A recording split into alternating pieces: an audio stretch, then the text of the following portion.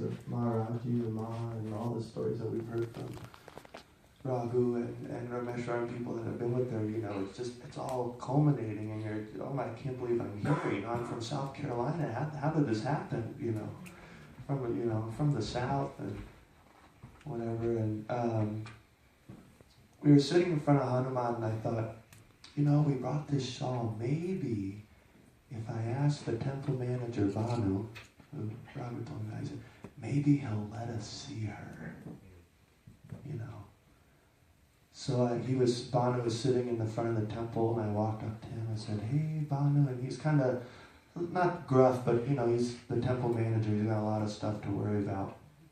So he kind of, gave me the look of like, oh God, here's, what does this guy want, And I just said, hey, my name is Priyadas, I'm Raghu's nephew. I got a lot of nephews. He was like, oh, damn it, another nephew of Raghu. And I said, we've come, from far away, and we brought this shawl for Ma. And he took the shawl, and he looked at it, and then he kind of throws it back at me, and he says, come Sunday. I said, oh yeah, sure, sure. And I go and sit down at the temple, and I really felt like a piece of crap, because I thought, how foolish of you to think that you can buy Ma's darshan with a shawl,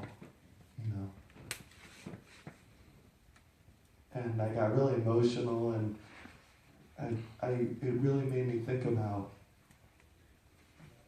why do you want to see Ma? Do you want to see Ma to say like, oh, I saw Siddhi Ma, I'm in, or do you want to see her because she's your mother and you want to see her out of the pureness of your heart?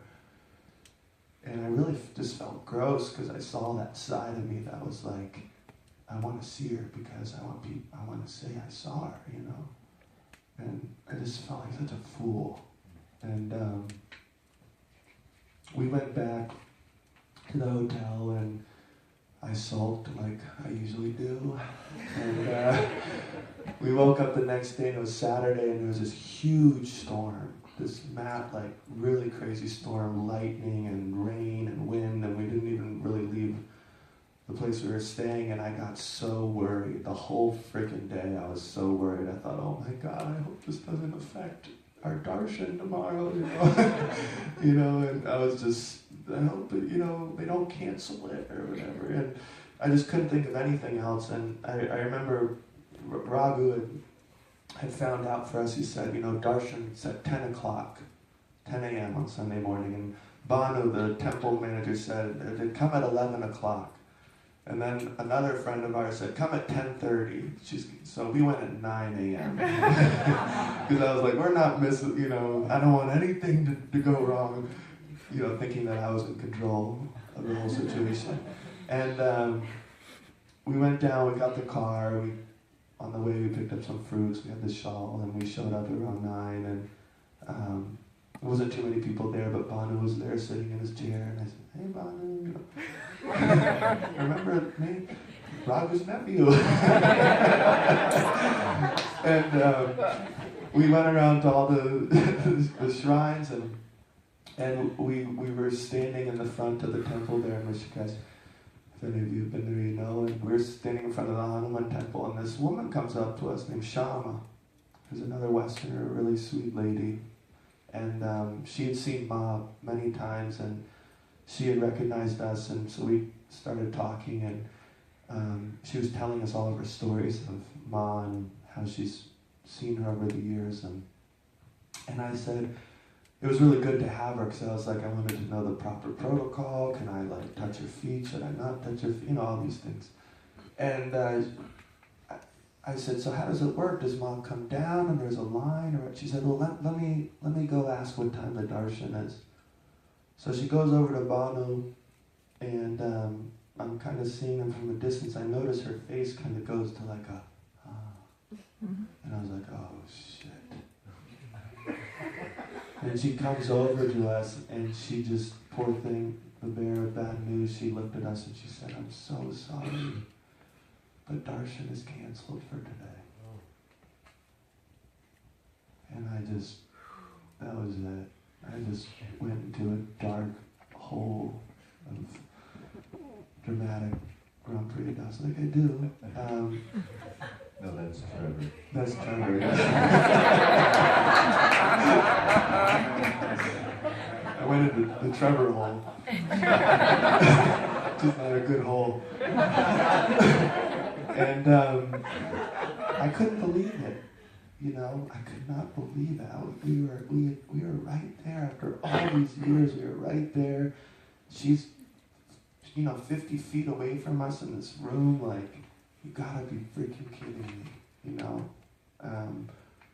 I was just in complete shock. I couldn't even talk to anybody. My wife, she said after the whole experience took place, she was like, "I was really worried about you."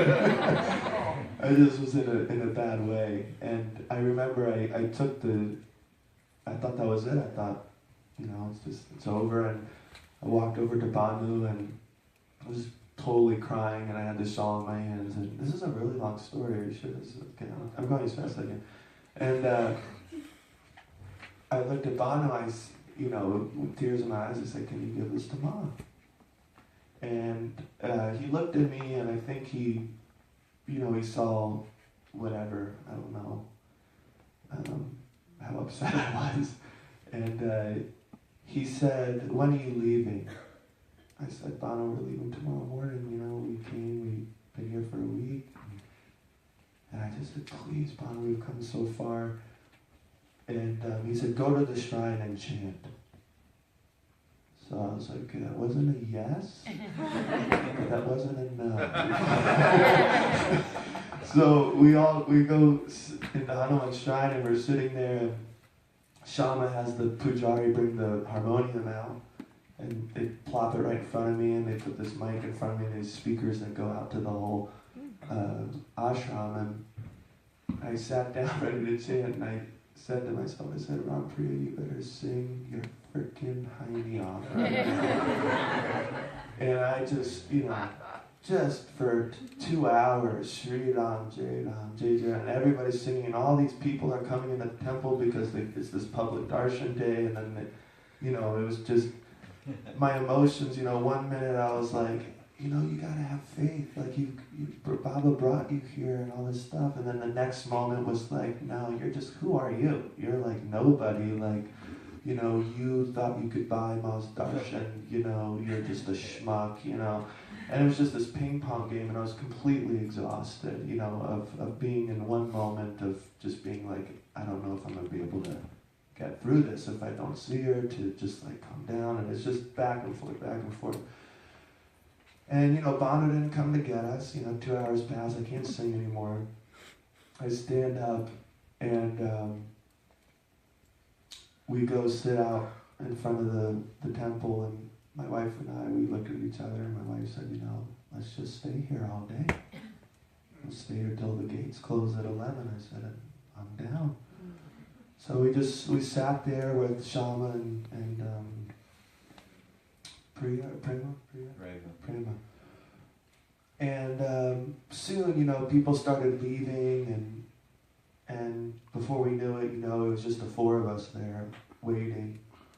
And Priya and Shama are telling us all their stories of seeing Ma, which was like great, but it was also like, oh my God, like please don't tell me another story. And Banu like walks by us a few times, doesn't pay us any attention, and I'm just like, oh my God, And then he comes over to us, and he just says, "Come." And, I just shot up, and we started walking over there, and the rest of them were following us, and he turned around to the rest of them and he said, no, couple. Only couple. So just my wife and I, we followed Banu.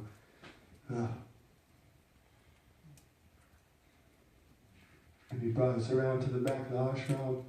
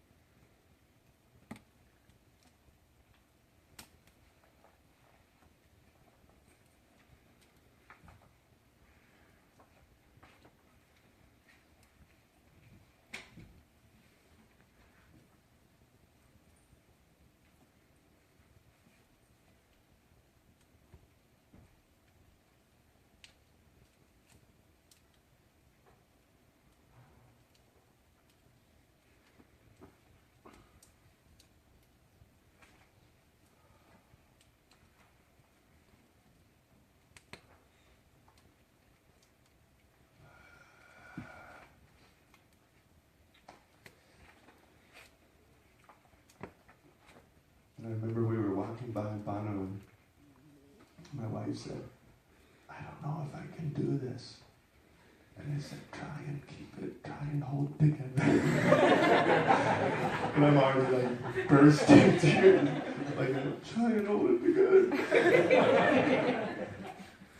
And there was this gate and this flight of stairs, and Bono said, go up the stairs. And we were walking up the stairs. There's these stairs that kind of wrapped around the back of the rooms there. And there was like a roof.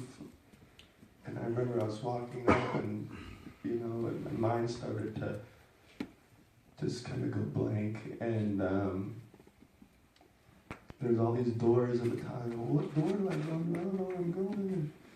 And we got up, and I turned, and there she was. She was just sitting there. So beautiful.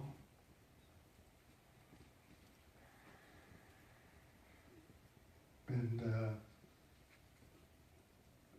anyway, we went over to her. She's very old, so she didn't say anything verbally to us, but she was so clean, she was just so freaking clean.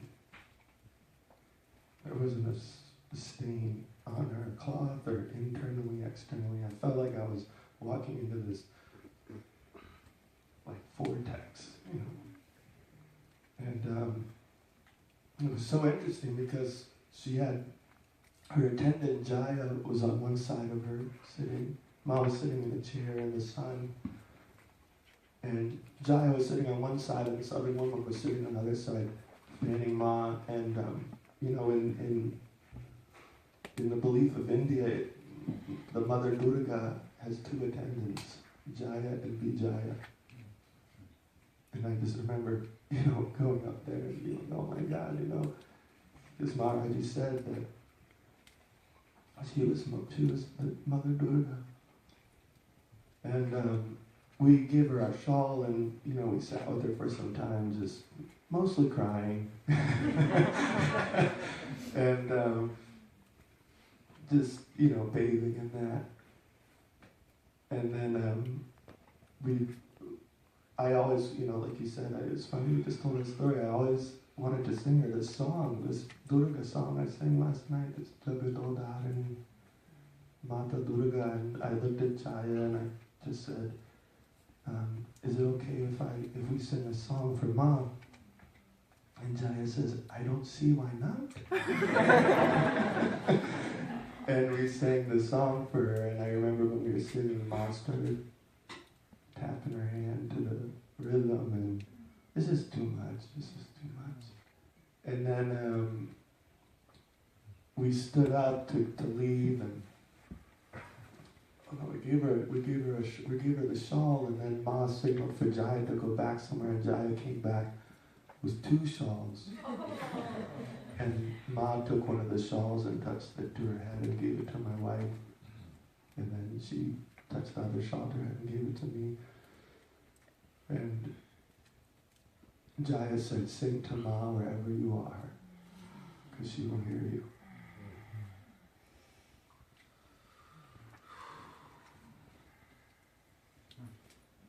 And then we stood up, and as we were leaving, Jaya smiled and put her hands up. I'm such a smuck, I'm sorry, I can't do this. Jaya put her hands up and she said, rejoice, we have met the best of them.